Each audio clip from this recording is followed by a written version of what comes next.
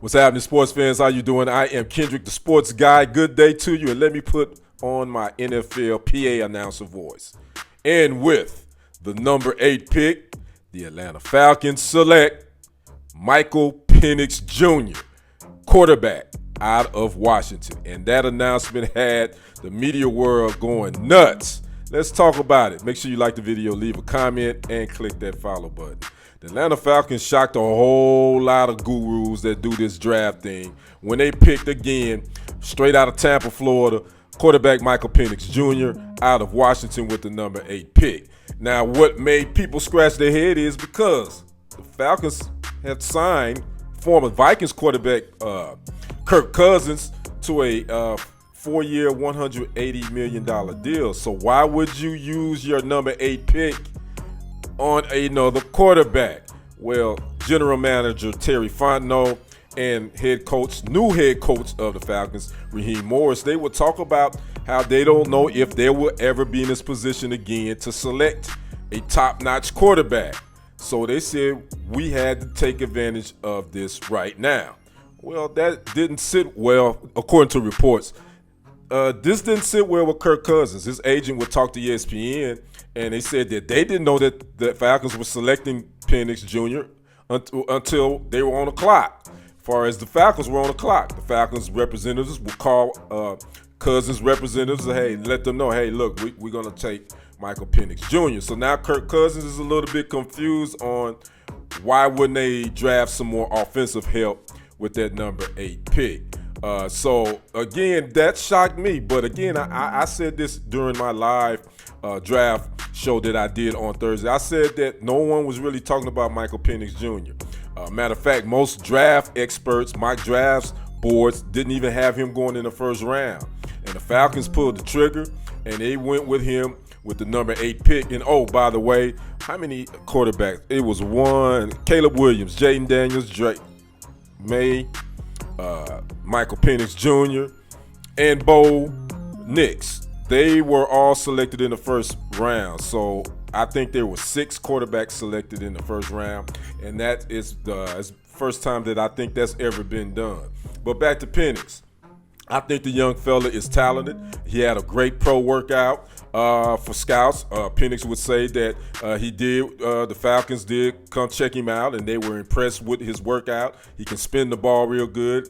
He runs like a 4.4 40, and he's got all the tools. He's roughly around 6'1", 6'2", 218. But you know, the one red flag, I should say, or they would say, is he's had some injuries during his college career. He tore his right ACL in 2018. He dislocated his shoulder in 2019. He tore his right ACL again in 2020 and separated the AC joint in his shoulder in 2021. So he's had a few injuries. But I look at this thing, and this is my thoughts. It was a wasted pick. It depends on who you ask. I think you got to go back to the Packers when they selected Jordan Love at number 25 in the first round a few years. A lot of people, even myself, is like, why did they do that? What is the Packers doing? By the way, I'm a Packers fan, just to give you that heads up. I'm like, why would they waste the first round pick on a quarterback when we already knew Aaron Rodgers at that time? We was like, well, he's going to be here a few years. We need a quarterback. Well, I think now looking back on it, I think the Packers, that was a good decision. Jordan Love didn't have to play right away. He sat a few years.